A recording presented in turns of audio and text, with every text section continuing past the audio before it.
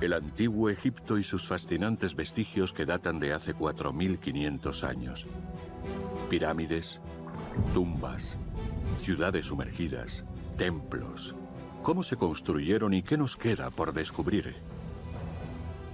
Millones de bloques de piedra se transportaron a lo largo de distancias increíbles para construirlos. Y los útiles necesarios se fabricaron con materiales de tierras lejanas. Pero dichas proezas logísticas realizadas con los medios de la época siguen siendo un misterio para los científicos. La manera en que los egipcios construyeron esta pirámide es un milagro. ¿Cómo es posible que los faraones erigieran monumentos tan perfectos solo con mano de obra, herramientas y barcos, sin ningún tipo de técnica moderna? La pirámide de Jaguara es una maravilla de la ingeniería, es un lugar inviolable. Una de las claves de estos misterios podría ser un elemento prodigioso que tenemos ante nosotros desde la Edad de Piedra: el Nilo. El río más largo del mundo después del Amazonas. 6.700 kilómetros de agua que acaban en el mar Mediterráneo tras atravesar una decena de países.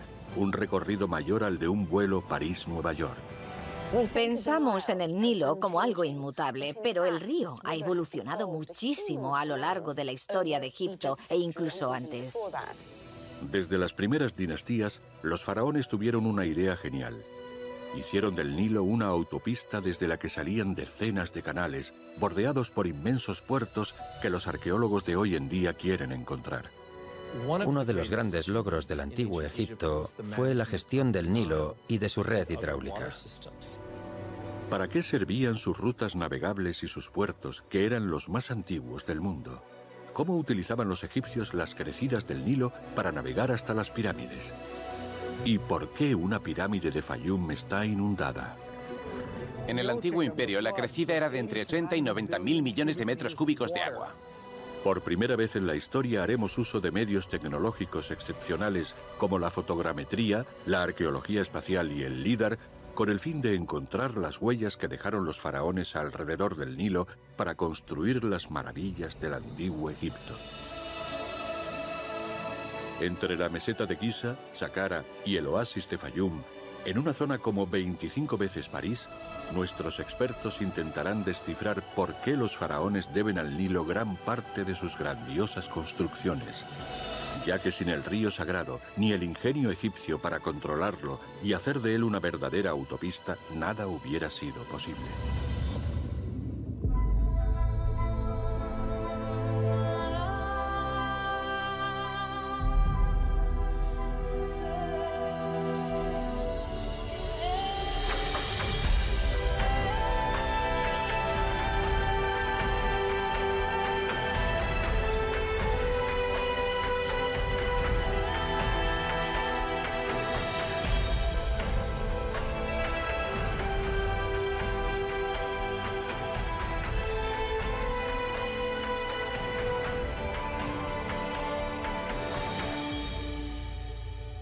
Los misterios del Nilo.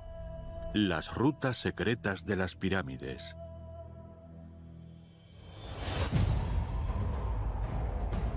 A orillas del Nilo, en Egipto, la megalópolis del Cairo y sus 20 millones de habitantes casi hicieron olvidar los milenarios vestigios de la meseta de Giza. Keops, Kefren, Micerino. Los faraones de la cuarta dinastía levantaron los símbolos del antiguo Egipto. Pero pocos son los visitantes que se aventuran más allá. A 2 horas por carretera del Cairo y de la antigua capital, Memphis, hay una anomalía en pleno desierto libio: el Fayum. Un oasis milenario de unos 1.500 kilómetros cuadrados, más grande que la actual ciudad de Los Ángeles, y cuyos secretos arqueológicos siguen sin explicación. 8 siglos después de la gran obra de Keops, en Giza, un faraón consagrará su reino por modificar el Fayum. Se trató del mayor gobernante de la 12ª dinastía, Amenemhat III. Amenemhat III fue uno de los reyes más importantes de Egipto. No solo por la duración de su reinado, de más de 40 años, sino también porque dejó su huella a gran escala por todo el país. Al excavar el canal de Bar Yusef en una antigua ramificación del Nilo ya seca, el faraón Amenemhat III conectó el río sagrado con el desierto para levantar su reino. Y de este modo hizo de la región la llanura agrícola artificial más antigua de Egipto. Realizó una obra colosal con la que creó un oasis que permitió al Nilo terminar su curso en un inmenso lago de agua salada, el lago Moeris, también denominado Karun. Lo que hizo Amenemhat III fue reabrir una conexión entre el Nilo y el Fayum para que el agua pasara con más facilidad desde el Nilo al lago. Una extensión de agua que sigue existiendo hoy día. Tiene 1.000 millones de metros cúbicos y ocupa un área de más de 230 kilómetros cuadrados, al menos 2 veces la superficie de París. Cogieron un lago salado y lo convirtieron en dulce, llevando agua del Nilo. Su conocimiento en hidrología y gestión del agua era tan impresionante como las técnicas de construcción de las pirámides. Sin embargo, el faraón no se detuvo tras esta obra en el Nilo. En su desenfrenada carrera por dejar huella en el corazón de Egipto, Amenemhat III hizo construir 2 inmensos colosos de cuarcita entre el Nilo y el lago, a las orillas de un canal que hoy en día está seco. Unos colosos de los que ahora ya solo quedan algunas piedras perdidas en los campos del pequeño pueblo de Villahmou, pero que hace unos 20 siglos eran el punto de entrada a la increíble pirámide del faraón, que actualmente posee la particularidad de estar llena de agua. Amenemhat III creó en la entrada de esta parte de la región de El Fayum un gran monumento compuesto por 2 estatuas colosales situadas sobre pedestales de piedra caliza. A pesar de que ahora no existen, podemos imaginar su altura y majestuosidad en esa época tan impresionante del arte egipcio. Las 2 estatuas que se erigían delante del lago representaban a Amenemhat III y son sin duda los colosos conocidos más antiguos.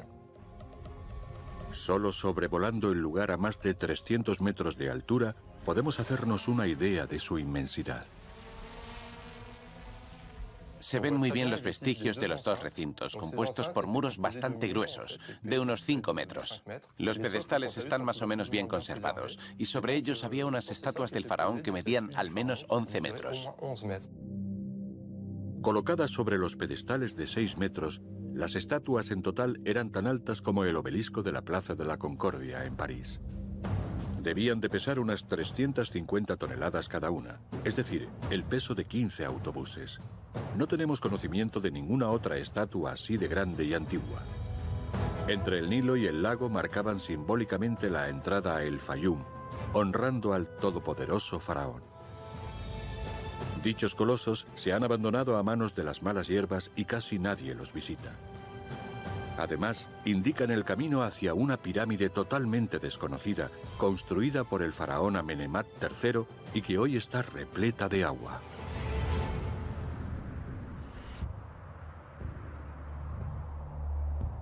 A 20 kilómetros al sur de estos colosos hay una extraña pila de ladrillos que, en su época, estaba cerca de las aguas del Nilo y resplandecía como el sol. La pirámide de Jawara. Una pirámide fascinante imaginada por Amenemhat III como el monumento más perfecto y seguro del antiguo Egipto.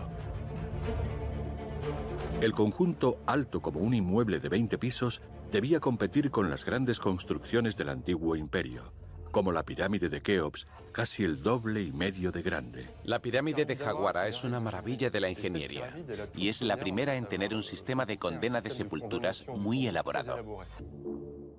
El faraón la quería tan perfecta que tuvo que construirla 2 veces. Empezó por Dasur, cerca de la meseta de Giza y de la capital, Memphis. Aquel fue el primer fracaso.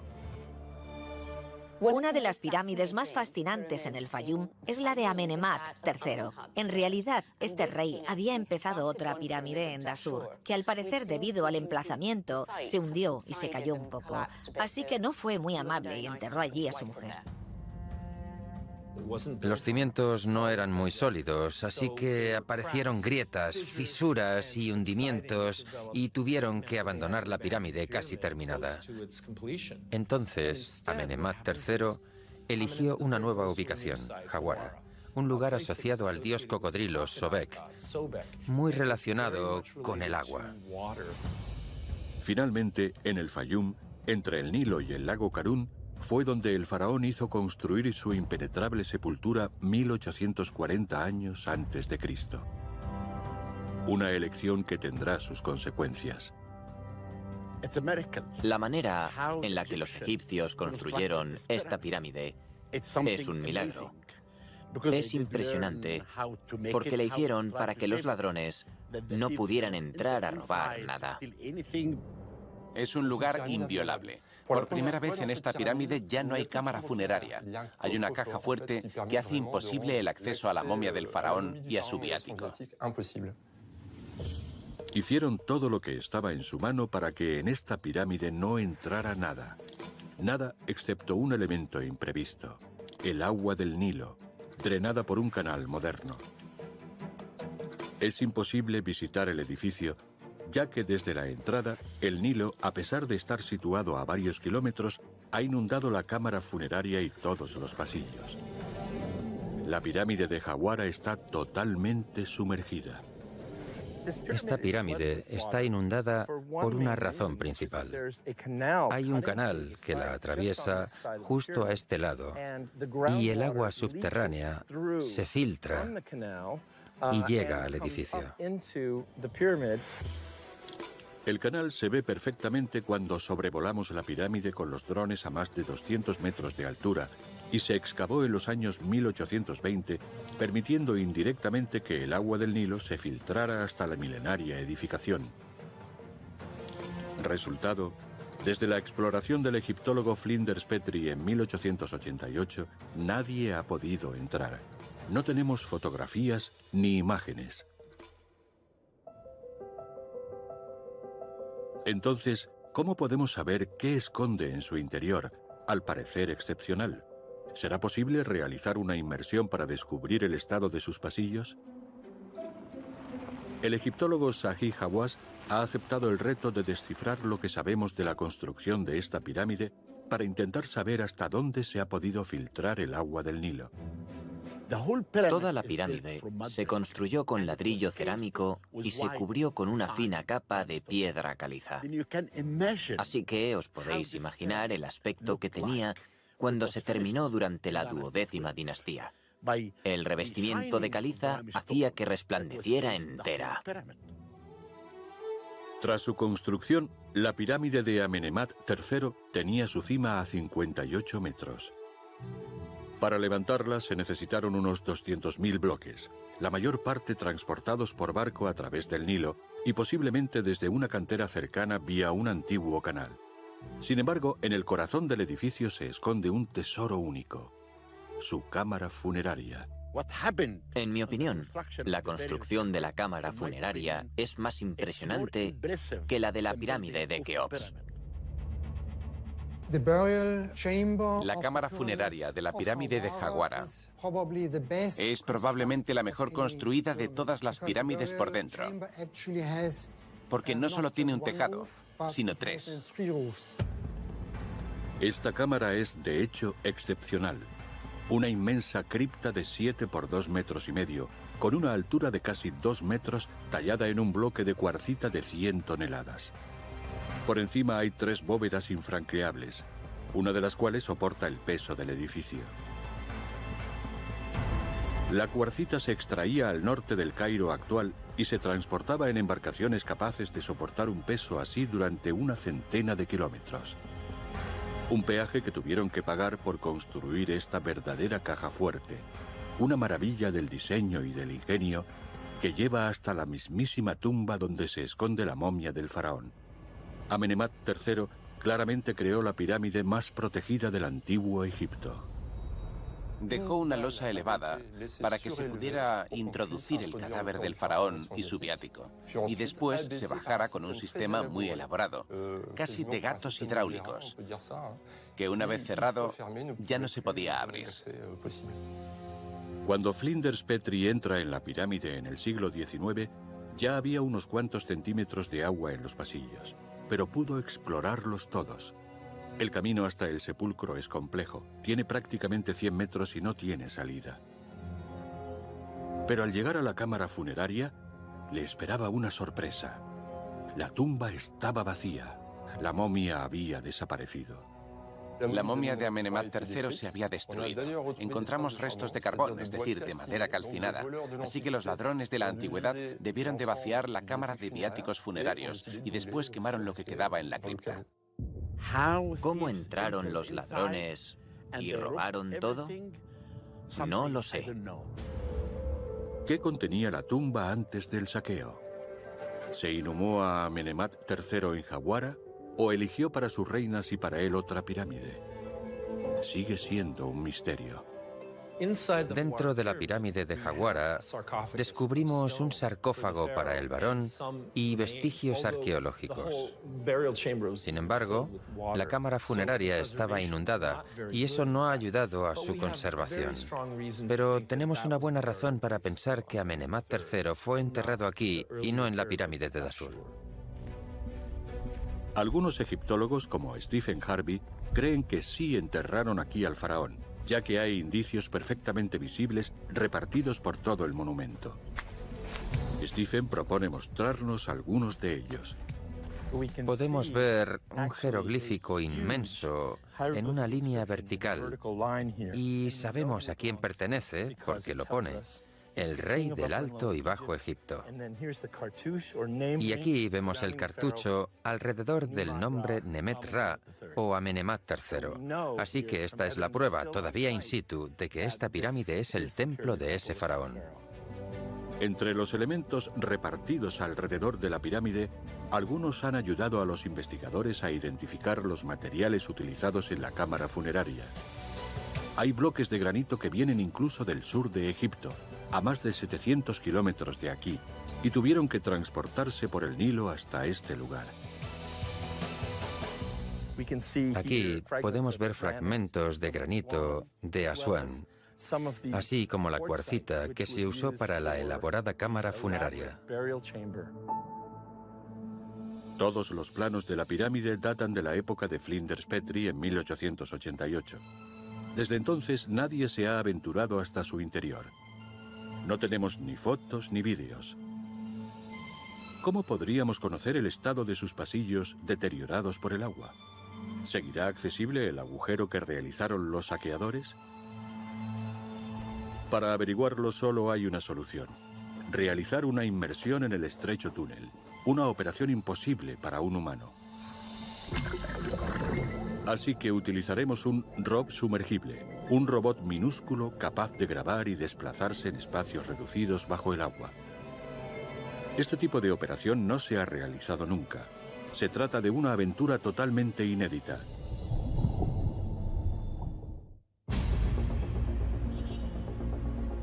El ROV que penetrará en la pirámide de Jawara se ha diseñado en Francia, en Lyon.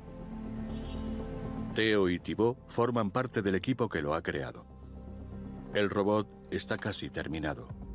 Vamos a quitar estas rótulas, todo lo que sobresale, y luego voy a ajustar los motores para que no envíen demasiada potencia y evitar así que se levanten los sedimentos.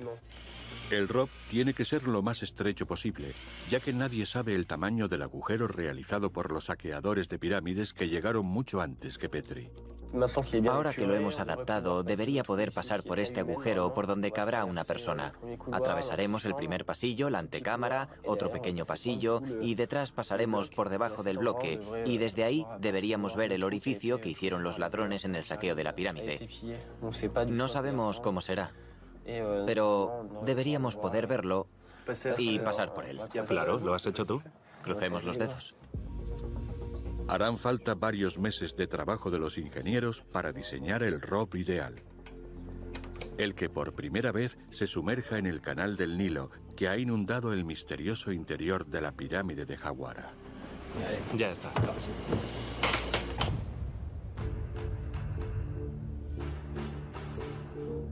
Para construir su sepultura, Amenemhat III obviamente se inspiró en sus predecesores de la meseta de Giza. Keops, Kefren y Micerino, que levantaron sus pirámides 800 años antes. No obstante, en ninguna de ellas se ha filtrado agua del Nilo. ¿Cómo es posible si en la época había un puerto que llegaba hasta la meseta? Para entenderlo, tenemos que irnos al espacio. Estamos en Toulouse, al sur de Francia, en el Centro Nacional de Estudios Espaciales. Voy a ampliar el yacimiento de Giza. Luc Lapierre, especialista en arqueología espacial, ha analizado para nosotros unas imágenes fascinantes de la meseta de Giza. Aquí tenemos una imagen espectacular porque la topografía nos aporta mucha información. Vemos las 3 pirámides de Giza, Keops, Kefren y Micerino. Son perfectamente cuadradas y se pone de relieve la topografía. También tienen orientación norte-sur y están rodeadas de pequeñas pirámides secundarias como aquí y aquí. Esta es la Esfinge. Y justo a la altura de la Esfinge era donde estaba situado el puerto que permitía la llegada de materias primas por el Nilo. Hemos ampliado en la zona de la Esfinge y podemos ver que hemos llegado al límite de una imagen 3D espacial. Así que ahora utilizaremos una imagen óptica donde se distingue muy bien la Esfinge, el templo de Kefren y aquí la zona portuaria que usaron para traer en barco las piedras para la construcción de las pirámides. El puerto de la meseta de Giza estaba conectado al Nilo gracias a canales. Algunos de ellos han desaparecido y otros se han transformado y existen a día de hoy. Aquí se ven los canales de ahora. El Nilo debía de estar por aquí, pero tenían canales que se dirigían directamente a las zonas portuarias.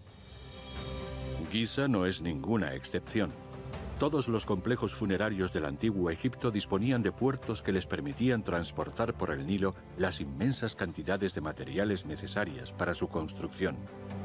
De hecho, en Egipto fue donde se construyeron los primeros puertos artificiales de la historia.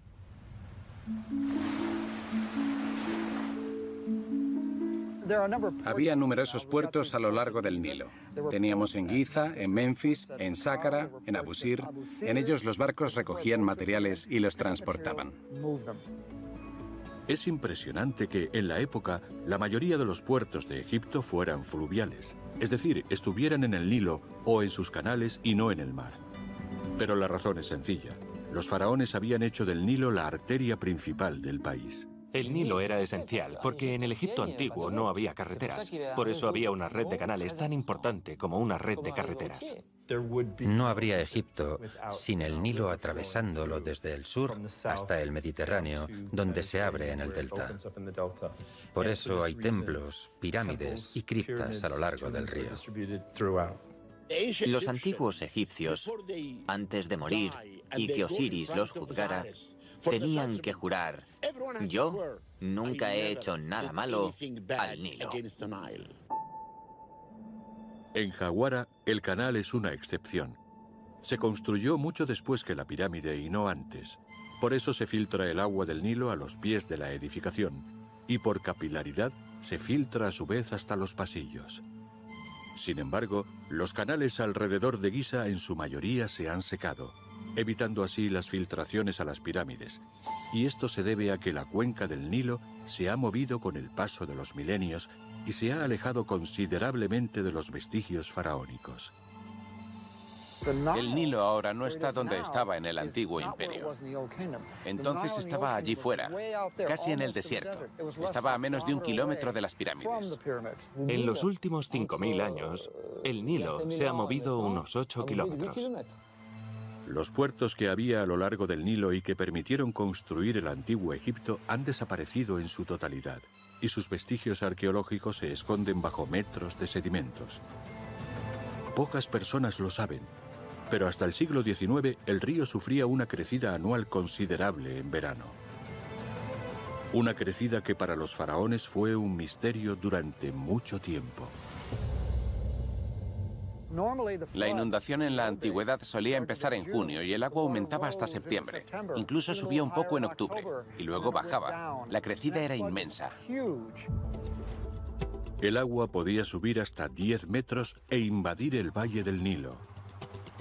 Aunque las crecidas eran peligrosas, permitieron que el país prosperase, ya que dejaban un lodo que fertilizaba el terreno de varios kilómetros a la redonda. En el antiguo imperio, la crecida era de entre 80 y 90 mil millones de metros cúbicos de agua. Y eso es una cantidad tremenda. Dichas crecidas han beneficiado durante mucho tiempo a los restos arqueológicos. Sin embargo, sorprendentemente podrían acabar con ellos en unos cientos de años. Cada vez que el Nilo se inundaba, dejaba un sedimento nuevo que evitaba que la erosión atacase al norte de Egipto.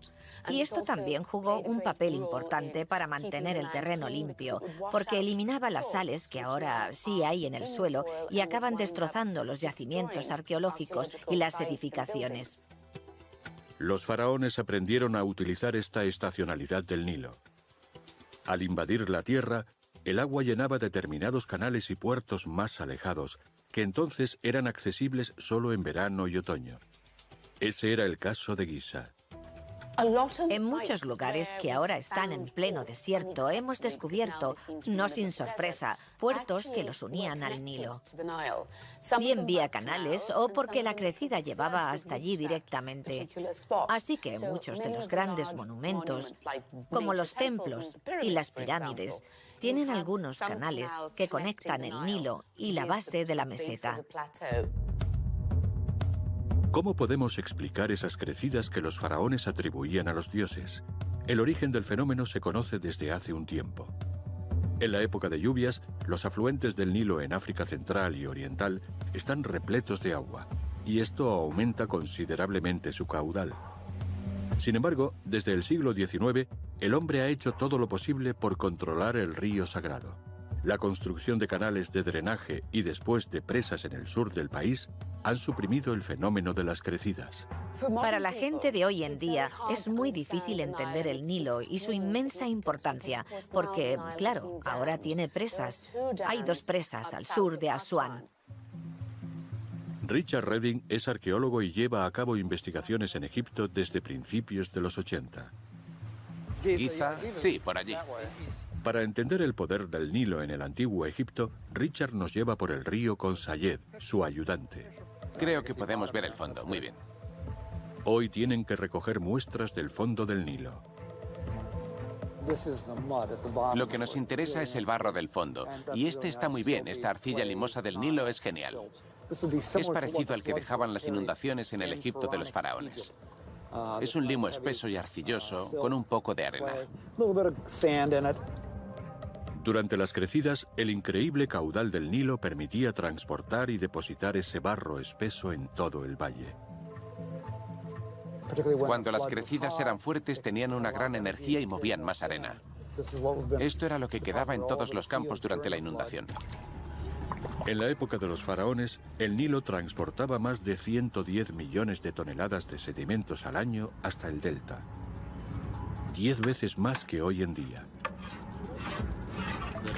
Richard nos propone un experimento: recrear la crecida del Nilo en el antiguo Egipto dentro de una botella. Esto representa el Nilo llevando una tremenda carga de sedimentos como la que llevaba durante la época de la crecida. Mientras el agua se movía a gran velocidad, transportaba el sedimento, la arcilla y la grava suspendidos, porque el agua tiene fuerza y los arrastra. Pero según se ralentiza y pasa por los muelles o entra en zonas más lentas, como los puertos, la energía del agua disminuye y poco a poco el sedimento empieza a quedarse al fondo. Gracias a estos análisis, el limo negro que se ha descubierto en las profundidades de algunos lugares a lo largo del Nilo nos ha permitido detectar la presencia de puertos, como el de Giza, por ejemplo. Cuando lo examinamos a fondo y estudiamos los sedimentos, vemos arena y grava. Luego llegamos al limo negro. Y eso es lo que siempre se queda en el fondo del puerto. Es muy oscuro, muy negro. Y es sobre todo arcilla y lodo.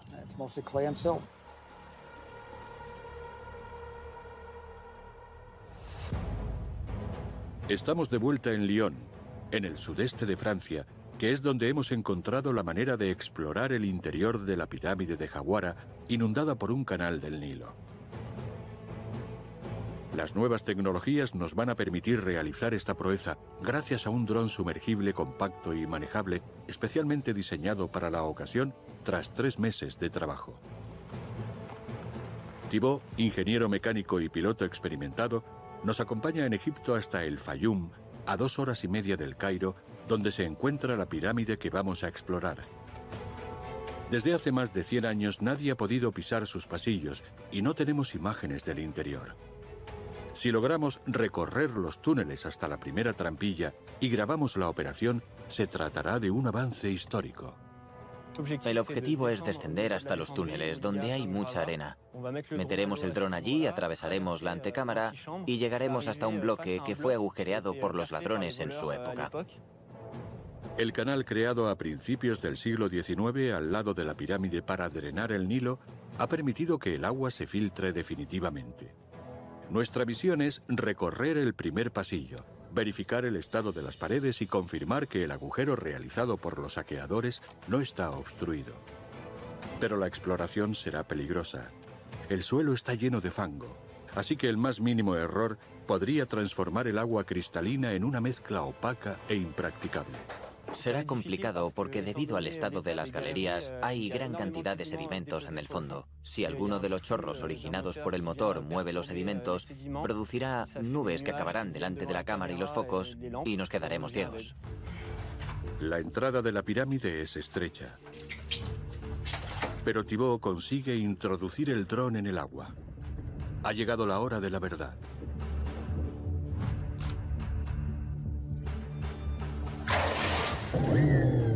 Enciende motores y el robot empieza a avanzar por las entrañas de la pirámide.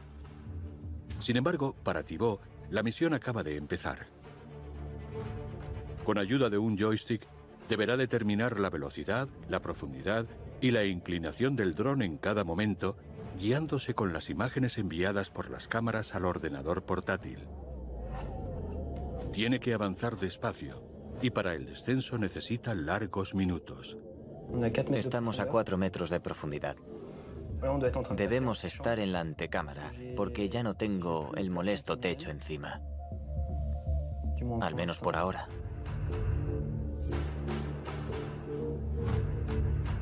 Estamos a 5 metros de profundidad.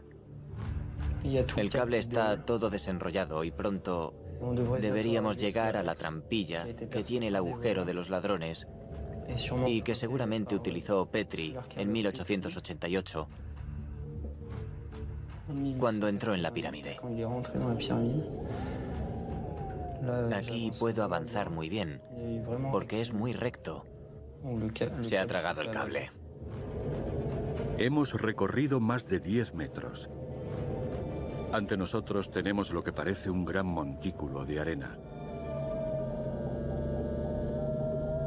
Creo que ya estoy en la puerta y ahora a la altura del agujero de los ladrones. Aquí tengo que cambiar la inclinación del dron para intentar encontrar más luz. Según los planos de Petrie, el agujero realizado por los saqueadores tiene que estar en esta zona. No obstante, con el paso de los años podría haberse cerrado. Solo hay una manera de saberlo: lanzar el dron por el agujero negro acuático, arriesgándonos a perderlo. ¿Qué pasa? Creo que he pasado por el agujero. Tenemos cable. Bueno, todavía no lo sé. Puedo avanzar, pero es raro. Hay sedimentos.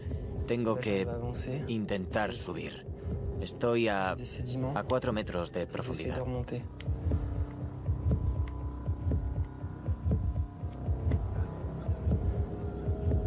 Sí, a 4 metros de profundidad. La visibilidad es nula. Parece que la misión ha fracasado, cuando de repente... Ya está bien, estoy al otro lado. Al otro lado. Tengo imagen. Estamos a 3 metros y eso sería imposible sin pasar por el agujero. Avanzo. Había bloques. Estoy a 2 metros.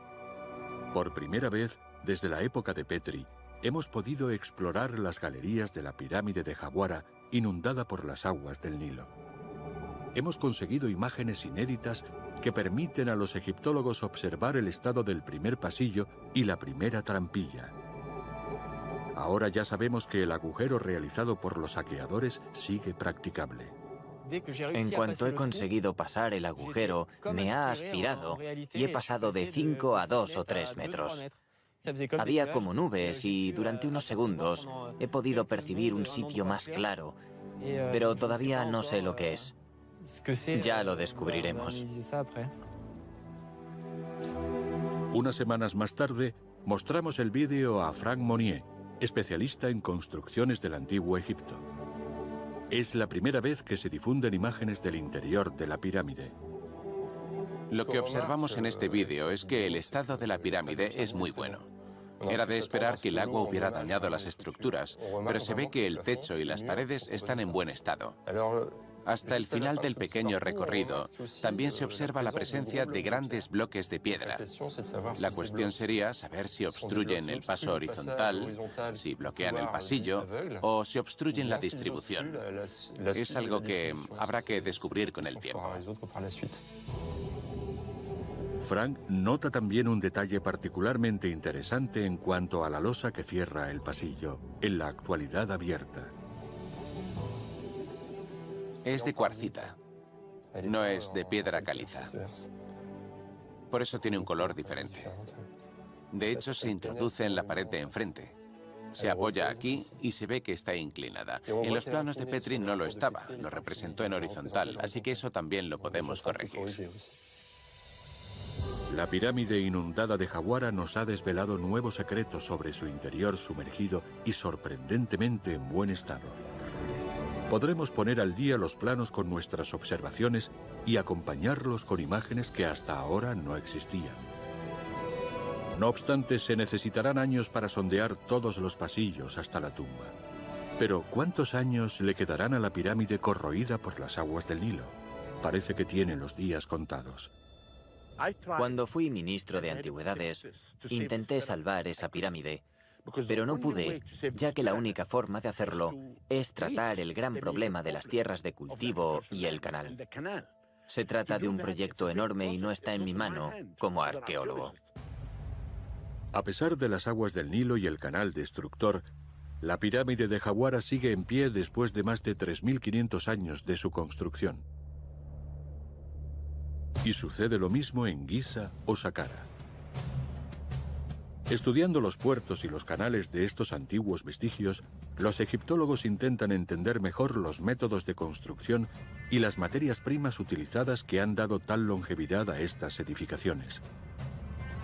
Así es como ciertos arqueólogos franceses recientemente han realizado un descubrimiento excepcional: un puerto anexo que permitió a los faraones conectar las orillas del Nilo con el Mar Rojo a través de expediciones titánicas para obtener un material esencial, el cobre. Cuando pensamos en el antiguo Egipto y en las pirámides, pensamos en construcciones monumentales como templos, ciudades o tumbas.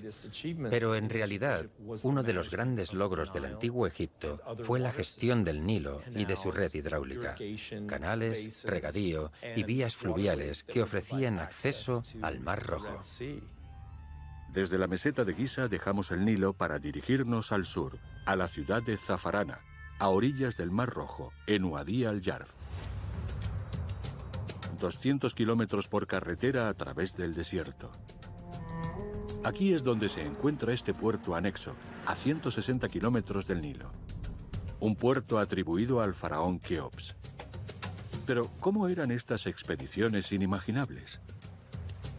Sabemos que el cobre era un material muy importante para la fabricación de las herramientas y provenía del Sinaí. En el antiguo imperio, los egipcios salían del puerto de Keops, en Wadi al-Yarf. Cruzaban el Sinaí para obtener el cobre para las herramientas. Después volvían al Nilo, que les llevaba concretamente a la meseta de Giza. Los barcos se fabricaban en el valle del Nilo. Después se desmontaban y se llevaban a piezas para luego montarlos en el Mar Rojo. Recorrer el camino entre los dos puertos les llevaba el mismo tiempo que el trayecto París-El Havre a pie. Con un dron a 300 metros sobre el nivel del mar, se pueden ver los vestigios del puerto de Keops, el puerto marítimo artificial más antiguo del mundo. Desde el cielo lo vemos en la zona superior de la imagen. Un espigón en forma de L y cuyo extremo sigue llegando a la orilla. Vamos. Deja eso aquí.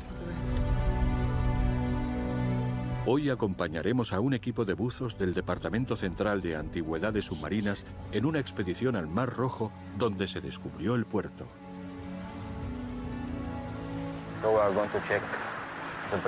Inspeccionaremos el rompeolas, que está compuesto por dos, uno a 160 metros y otro más irregular a 120 metros.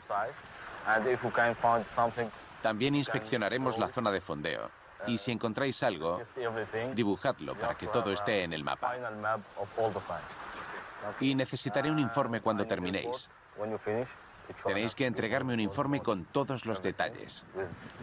Buena suerte. Esta vez grabará la inmersión nuestro dron sumergible manejado por Cedric y Jean-Baptiste, pilotos de dron profesionales. En cuanto al cable, vamos bien. Las imágenes registradas por la cámara del dron serán utilizadas por el equipo de EHAB para analizar los elementos que descubran durante la inmersión, ya que está prohibido sacarlos del agua.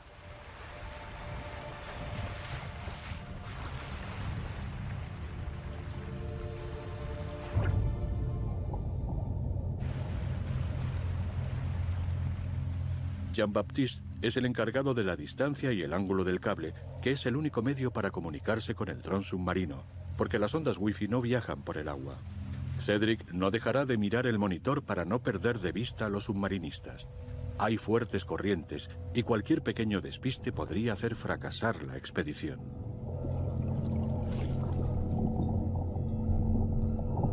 Unos minutos después del inicio de la inmersión en el Mar Rojo, EHAB nos indica que han encontrado el yacimiento arqueológico.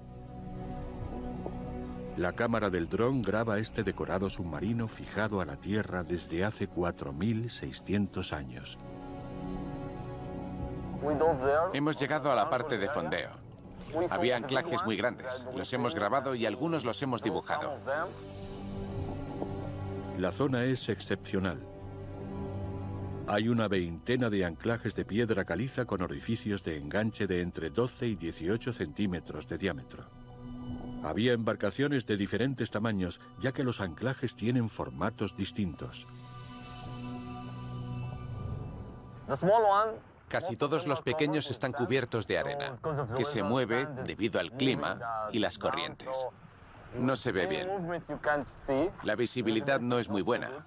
Es solo de 1 metro. Gracias a los estudios activos incluso hoy en día, sabemos que los faraones hicieron del Nilo no solo la arteria fundamental del país, sino que también la convirtieron en un nexo de unión con otras tierras.